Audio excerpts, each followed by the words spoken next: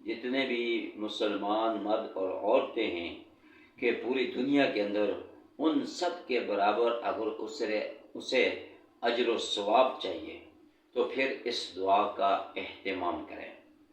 فرمایا اللہم اغفر لی ولوالدی وللمؤمنین والمؤمنات والمسلمین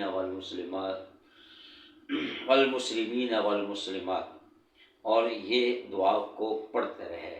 اس دعا کی برکت سے اللہ رب العالمین اپنے اس بندے کو مقام اور مرتبہ بھی عطا فرمائیں گے، اور اس دعا کی برکت سے اس کے دعاؤں کو بھی قبول فرمائیں گے۔ فرمایا کہ جو شخص اس دعا کا اہتمام کرتا ہے، اس دعا کو پڑھتا ہے، تو اللہ تعالیٰ اس کو اس دنیا کے اندر عزتوں سے نوازتے ہیں۔ اللہ تعالیٰ اس کا مقام اور مرتبہ بلند فرما دیتے ہیں کہ جب وہ تمام مومنین اپنے لیے مغفرت